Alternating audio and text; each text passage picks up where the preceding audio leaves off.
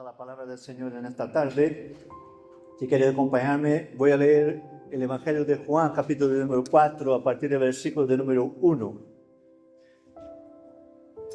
Dice así la palabra del Señor. Cuando pues el Señor entendió que los fariseos habían oído decir, Jesús bautiza más discípulos que Juan, aunque Jesús no bautizaba sino sus discípulos, salió de Judea y se fue otra vez a Galilea. Y le era necesario pasar por Samaria. Vino pues a una ciudad de Samaria llamada Sicar, junto a la heredad de Jacob, dio a su pueblo, a su hijo José. Y estaba allí el pozo de Jacob. Entonces Jesús, cansado del camino, se sentó así junto al pozo. Era como la hora sexta. Vino una mujer de Samaria a sacar agua y Jesús le dijo, dame de beber. Pues sus discípulos habían ido a la ciudad a comprar de comer. La mujer samaritana le dijo, ¿cómo tú, siendo judío, me pides a mí de beber? Que soy mujer samaritana, porque judíos y samaritanos no se tratan entre sí. Oremos. Padre, te adoramos una vez más, Señor, en esta tarde. Te presentamos este tiempo, Señor, de la palabra.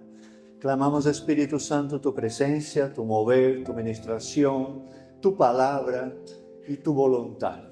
Señor, háblanos, Señor, a cada corazón, Señor, porque estamos, Señor, necesitados de oír tu voz, de aprender de ti, Señor, de ser ministrados por tu Espíritu Santo con poder y de manera sobrenatural. Háblanos, Señor, y todo sea para la gloria por el poder del nombre de Jesús. Amén. Amén. Muy bien, hermanos. El capítulo 4 del Evangelio de Juan trata de un episodio muy singular. De hecho, el encuentro de Jesús con la mujer samaritana solo se encuentra en el capítulo 4 de Juan. No está en los otros evangelios. Pero el capítulo 4 habla de una situación muy inusitada o muy diferente que Jesús mismo provoca con una mujer samaritana en un lugar muy específico, con un propósito específico para esta mujer. Pero para entender realmente todo lo que está ocurriendo en este pozo y en esta conversación, tenemos que entender algunas cosas. La primera es la siguiente. ¿Por qué la mujer samaritana, cuando Jesús le pide, dame de beber, ella dice, ¿cómo tú, siendo judío, me pides a mí de beber que soy mujer samaritana? Porque judíos y samaritanos no se tratan entre sí, es decir, no se llevan bien. La traducción más correcta es, se odiaban. Los judíos y los samaritanos se odiaban. Lo primero que tenemos que ver es que el texto dice que Jesús tenía que pasar por Samaria, porque para ir de Judea a Galilea, que es decir, casi del sur al norte, hay que pasar por Samaria. Algunas veces, y en la gran mayoría de las veces, los judíos daban una vuelta por Decápolis, por ahí, para no pasar dentro de Samaria y para no encontrarse con los samaritanos. Tamaño era el problema que había entre ellos. Pero ¿de dónde viene este problema? Para que entendamos. Cuando Salomón gobernó Israel y todo el reino después de David, y al equivocarse al final de su reinado, Dios envía un profeta diciendo que la nación sería dividida entre la parte del norte con 10 tribus y la parte del sur con 2 tribus. Después que eso ocurre, viene el castigo por el pecado, la idolatría, y la tribu del norte es llevada cautiva a Asiria, y después las 2 tribus del sur son llevadas cautivos a Babilonia. ¿Cuál es la diferencia? Es que los del sur de Judea van a Babilonia y no se contaminan, pero los del norte van a Asiria y se mezclan con el pueblo asirio, y cuando vuelven ya no son judíos puros, por decir de alguna manera, ya no son una raza pura. Y la Biblia dice y Dios da una recomendación al pueblo de Israel que no se mezclara con las naciones paganas que le rodean. Entonces, ¿cuál es la diferencia que había entre los judíos y los samaritanos? Los samaritanos son los del norte, los judíos los del sur. Es que los judíos del sur decían que los del norte ya no eran una raza pura. Por eso se odiaban entre ellos y por eso los judíos adoraban en el templo en Jerusalén y los samaritanos adoraban en otro lugar en Samaria. Muy bien. Entonces eso viene de mucho tiempo antes de Jesús. Y esa diferencia que había entre ellos era algo muy serio. Entonces Jesús, con una intención, pasa por Samaria, no hace el rodeo común de los judíos, pasa por el pozo de Jacob y en este pozo se sienta ahí, se queda solo, seguramente envía a sus discípulos al pueblo más cercano para comprar comida y él se queda ahí sentado. Estaba cansado, dice la Biblia, seguramente tenía sed y ahí tiene un encuentro personal con una mujer. Lo primero que llama la atención de este texto es que en aquel tiempo un hombre y una mujer en un lugar, el hombre no le dirigía la palabra a la mujer si estaban solos en un ambiente.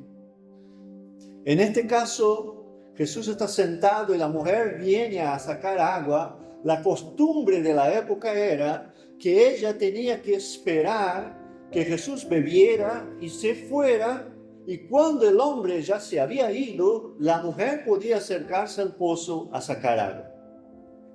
Yo me imagino que la mujer cuando se acercó esperó un tiempo, pero como se dio cuenta de que Jesús no iba a ningún lado, tuvo que acercarse para sacar agua. Y era la hora sexta, es decir, las 12 del mediodía. El agua no se sacaba en esta hora del día. El agua se sacaba siempre por la mañana temprano o al final del día. ¿Por qué? Porque las 12 del mediodía es la hora más calurosa y esta mujer venía a sacar agua justamente en el momento de más calor del día. ¿Por qué? Eso tiene una explicación y eso tiene una respuesta. Resulta que esta mujer venía a esta hora para no encontrarse con nadie de su pueblo. Para que entendamos, Sicar era una ciudad conocida como refugio de homicidas. Es decir, Sicar era una ciudad donde la gente que tenía problemas con la ley se iba a esconder.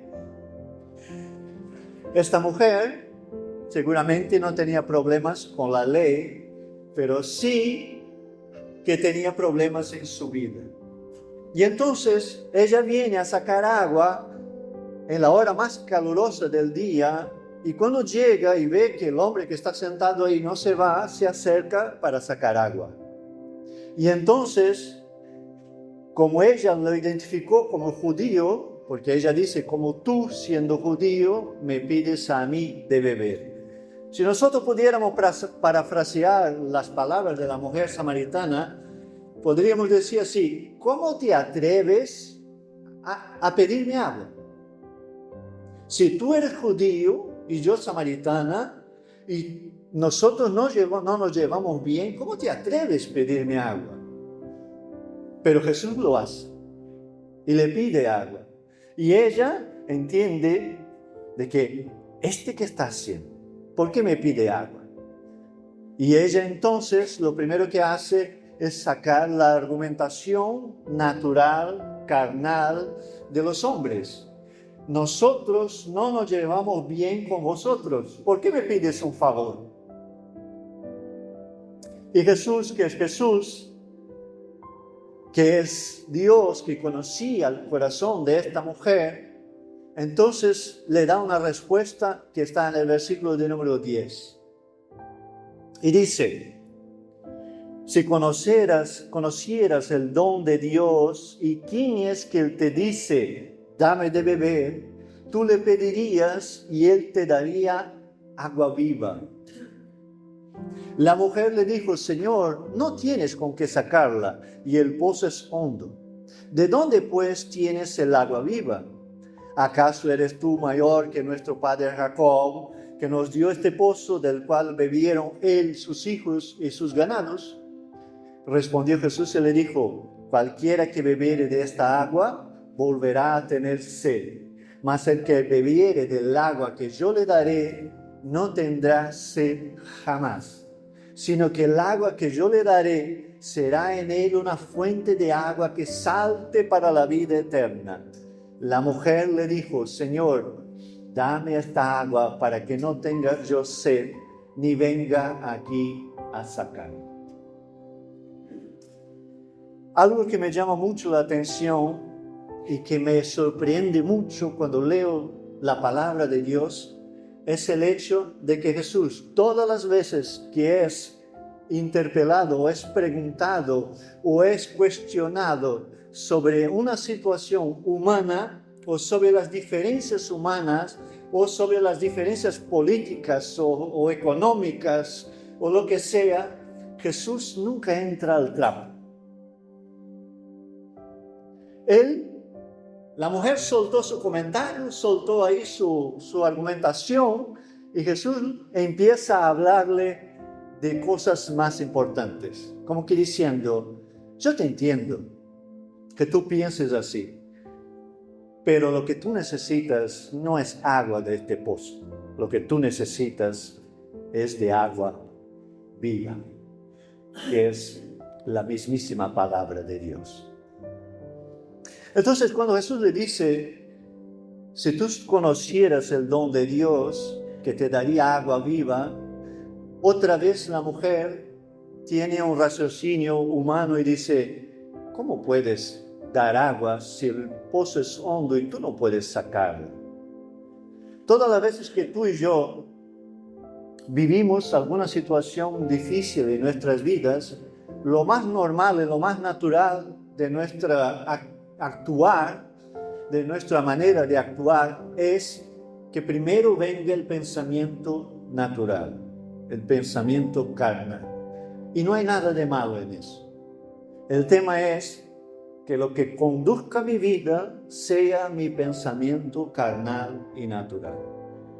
Jesús da un claro ejemplo aquí cuando gira la conversación de cosas terrenales a cosas eternas.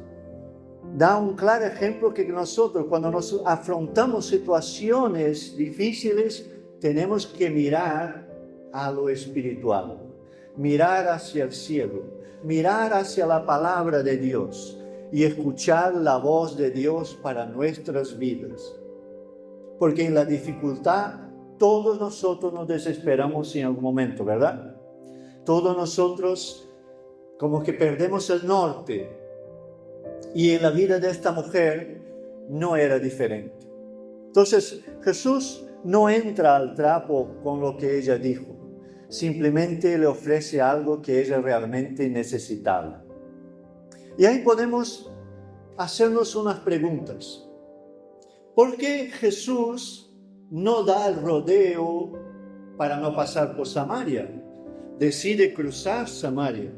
Y cuando llega en Samaria, ¿por qué Jesús se detiene en este pozo? ¿Y por qué se queda solo sabiendo seguramente de que vendría esta mujer a este lugar? Porque Jesús, todo lo que hacía y hace, tiene un propósito.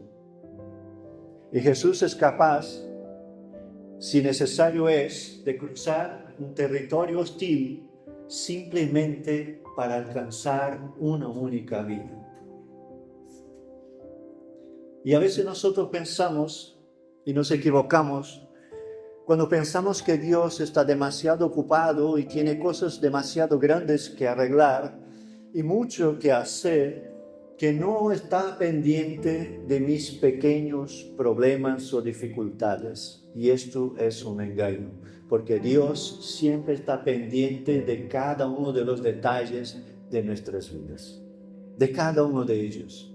Él está pendiente, Él lo sabe, y si hace falta mover cielos y tierra para hablarnos, para ministrarnos, para bendecirnos y cambiar la historia de nuestra vida, lo hará, siempre y cuando nosotros le demos a Él su lugar y la oportunidad de que lo haga. Recordemos de que Dios es un caballero y jamás va a hacer nada obligado. Entonces, la gran intención y la respuesta de las preguntas anteriores es que Jesús no fue a este lugar por casualidad, no se sentó ahí a esperar por casualidad, y la mujer no apareció ahí por casualidad, sino que Dios tenía un propósito y Jesús fue la herramienta en este momento para la vida de esta mujer. Seguimos con el texto. Jesús le habló de la necesidad de agua viva. Ya le dice a la mujer lo siguiente: lo que tú necesitas no es agua del pozo, lo que tú necesitas es otra cosa para que tu vida cambie y sea transformada. La mujer llega a decir en un determinado momento: dame de esta agua para que yo no tenga que venir aquí a este lugar. Porque ella venía en la hora más calurosa del día para no encontrarse con las vecinas que seguramente le apuntaban el dedo cada día que la encontraban por ahí. Y ahora vamos a ver el por qué. En el 4:16 de Juan, Jesús dice lo siguiente: ve y llama a tu marido y ven acá. ¿Por qué? Porque Jesús no le dijo: ve y llama a tu hijo, ve y llama a tu hermano, ve y llama a tu padre, ve y llama... ¿Por qué? Porque Jesús va al grano. El problema estaba en la vida de esta mujer, en sus relaciones matrimoniales.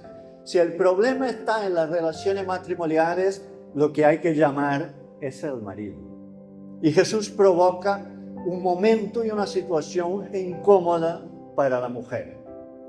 Y la mujer dice una media verdad. Dice: no tengo marido. Es una media verdad. ¿Por qué? Porque en realidad no tenía. Ella no estaba casada, pero estaba viviendo con un hombre. Y entonces la mujer responde y dice: no tengo marido. Y Jesús le dijo: bien has dicho. Y aquí me llama la atención lo siguiente, hermano. El hecho de que Jesús, conociendo la situación de esta mujer, no le condena, sino que está preocupado por ella. Provoca la conversación y la situación con una intención específica.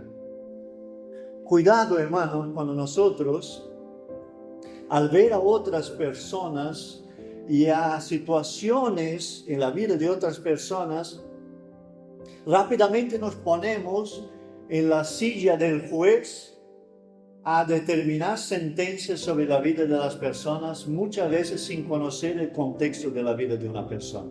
No hagamos eso. La Biblia dice que con la misma medida que juzgamos, seremos juzgados. Jesús no juzga ni condena a esta mujer, sino que ahora actúa sobrenaturalmente.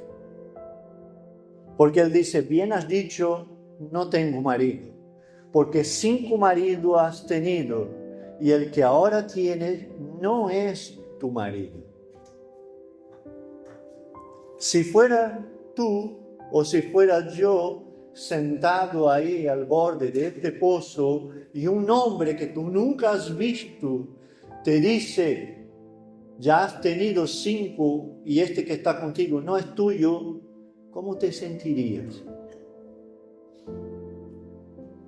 Porque en realidad Jesús en este momento está destapando la intimidad de tu vida.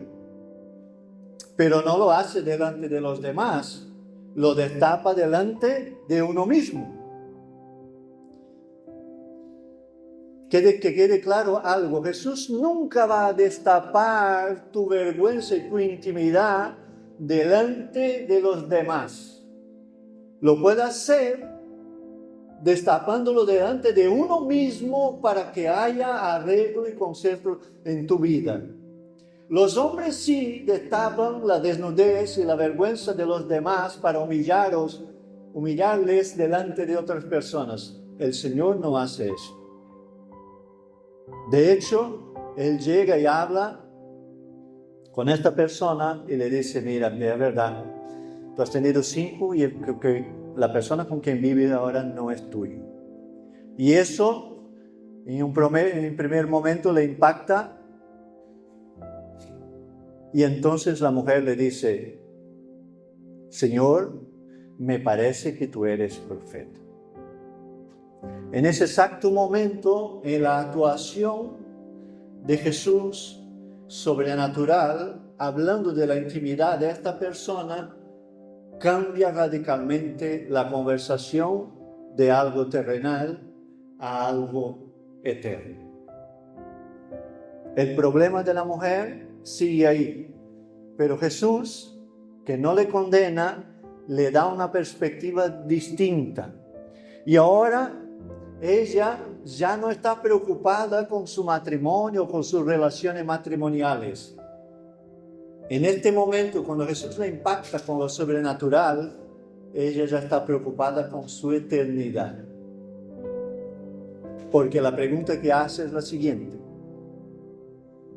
Nuestros padres adoraron en este monte, y vosotros decís que en Jerusalén es el lugar donde se debe adorar. Jesús le dijo, mujer, créeme, que la hora viene cuando ni en este monte, ni en Jerusalén adoraréis al Padre. Jesús no le hizo acepción a ella, no le puso a ella en un lugar diferente, porque Él dice lo siguiente, mira lo que dice, mujer, créeme que la hora viene cuando ni en este monte, ni en Jerusalén adoraréis al Padre. No hace una distinción entre ella, que es samaritana, y los judíos. Dice, los que van a adorar al Padre, adorarán en espíritu y en verdad, que es lo que Jesús dice más adelante. Entonces, en este momento, la conversación pasa de algo terrenal, de un problema de la vida de esta mujer, a la eternidad suya.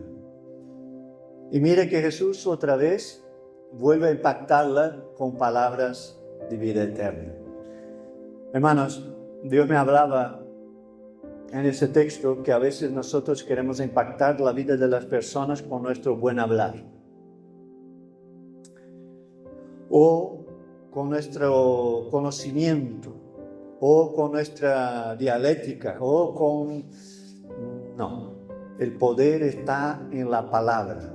Si queremos impactar la vida de una persona, debemos de citar y vivir la palabra, siempre acompañado del poder y de la administración y de la unción del Espíritu Santo de Dios, porque la palabra es lo que puede transformar una vida. Y Jesús entonces hace ahora sí un paréntesis. En el 22 dice, vosotros adoráis lo que no sabéis. Nosotros adoramos lo que sabemos, porque la salvación viene de los judíos. Y ahí sí, Jesús ahora, después de haber hablado un montón y haber puesto las cosas en su sitio, dice, mira, la salvación viene de los judíos. Pero vuelve a reiterar en el 23, mas la hora viene y ahora es cuando los verdaderos adoradores adorarán al Padre en espíritu y en verdad. Porque también el Padre tales adoradores busca que le adoren. Dios es espíritu, los que le adoran en espíritu y en verdad es necesario que le adoren. Jesús está hablando de cosas que la mujer seguramente las conocía. Porque si pregunta sobre la adoración, significa que ella tenía conocimiento sobre las cosas espirituales. Pero ¿cuántas veces nosotros podemos tener conocimiento de las cosas espirituales y podemos no estar viviendo el conocimiento de la palabra y intimidad con el Señor porque estamos en un momento difícil de nuestras vidas, ¿verdad?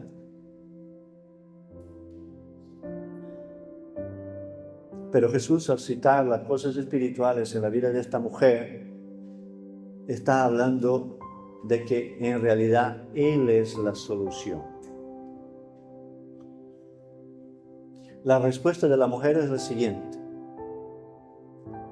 sé que va a venir el Mesías, llamado el Cristo. Cuando Él venga nos declarará todas las cosas. Jesús le dijo: yo soy el que habla contigo. Muy pocas veces en el Nuevo Testamento y en los 4 Evangelios, Jesús se revela a una persona como el Cristo de una manera tan directa. Son pocas las veces que Jesús hace de esta manera.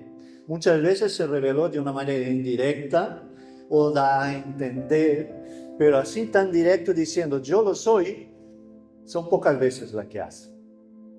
Y a esta mujer, en este momento, por una única mujer y samaritana, Él dice: yo soy el que habla contigo. En este momento, la mujer entonces se da cuenta de que está hablando con el Mesías, con el Cristo, con el Salvador, con el Redentor, con aquel que tiene respuestas para ella. Y ella entonces en este momento creo que siente que algo dentro de ella está cambiando, porque cuando uno tiene un encuentro personal con Jesús, él siente que las cosas empiezan a cambiar.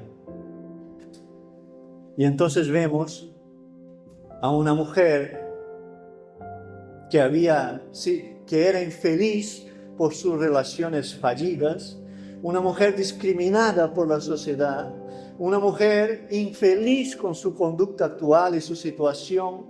Ahora vemos que está impactada con la misma presencia de las palabras de Jesús. Porque son las palabras de Jesús las que cambian las vidas de las personas. Es la palabra de Jesús que cambia tu vida y que cambia mi vida. La relación como iglesia y como hermanos en Cristo las podemos tener. Podemos estar juntos, podemos compartir, podemos aquí disfrutar, tener comunión, podemos comer, podemos cantar, alabar, podemos hacer muchas cosas juntos. Pero la esencia de la iglesia es el Evangelio y es la persona bendita de Jesucristo. Y su palabra es la que tiene poder para cambiar la situación de quien sea, siempre y cuando esta persona puede creer. Y esta mujer, seguramente, la Biblia no lo dice, era una mujer infeliz. Era una mujer que se sentía discriminada, rechazada, quizá abandonada. Supuestamente podría estar viviendo una relación con un hombre simplemente por seguir viviendo, porque no tenía otra opción. Estamos hablando de algo que ha pasado hace 2000 años. Pero si miramos a nuestro alrededor, es una situación tan actual como el día de hoy, ¿verdad? Porque a nuestro alrededor seguramente habrá hombres y mujeres y quizá jóvenes, adolescentes, niños rechazados, humillados, infelices, sin esperanza, unos cuantos que se están quitando la vida de jóvenes y de adolescentes porque el mundo no tiene respuesta para ellos. Pero quiero decirte algo en esta noche, y es que Jesucristo sí tiene respuesta para sus vidas.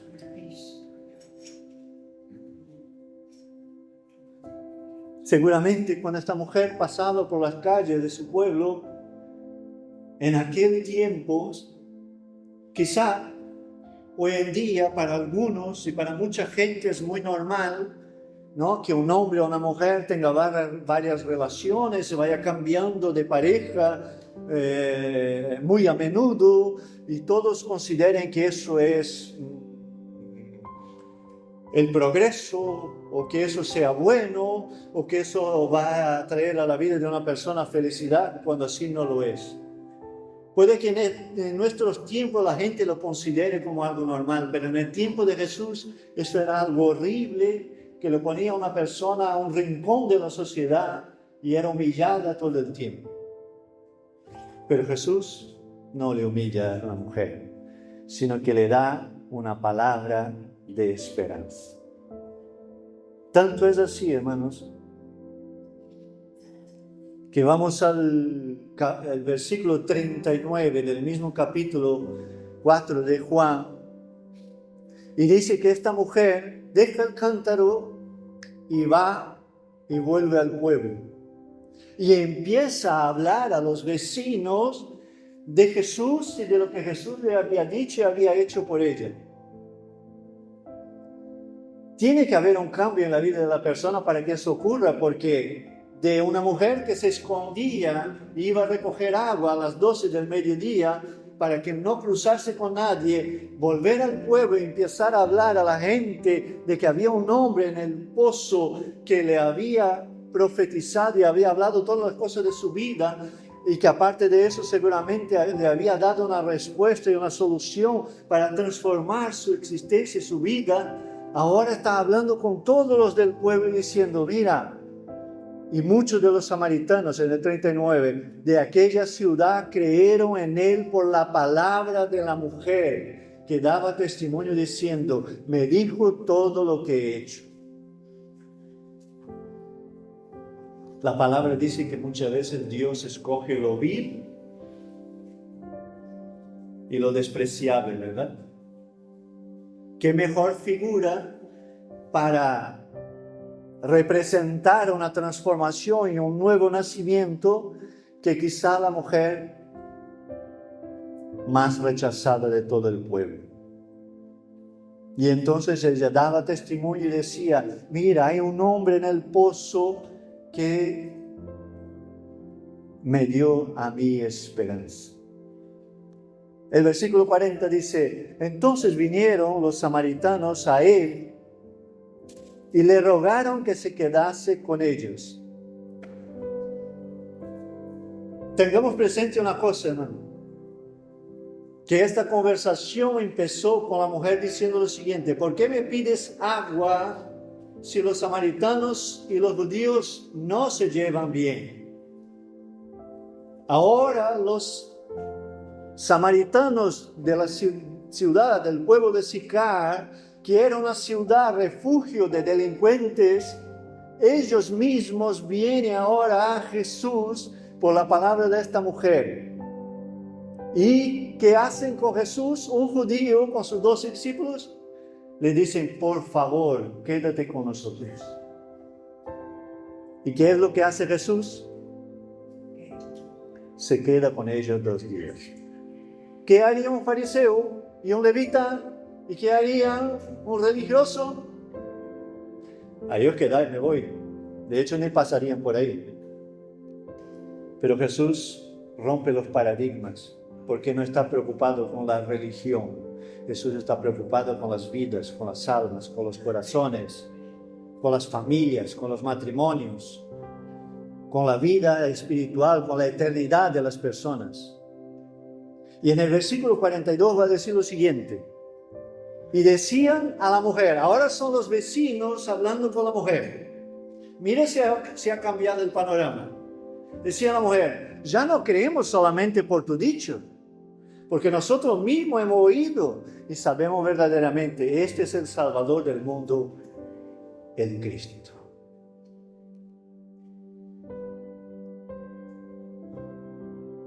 Pregunto, ¿Jesús tenía como objetivo solamente a esta mujer? No. ¿Jesús tiene como objetivo salvarte solamente a ti y en tu familia? No. ¿Solamente a nosotros en el campo de Gibraltar? No. Jesús, cuando mira a una persona, mira y ve todas las personas que pueden venir a través de esta persona.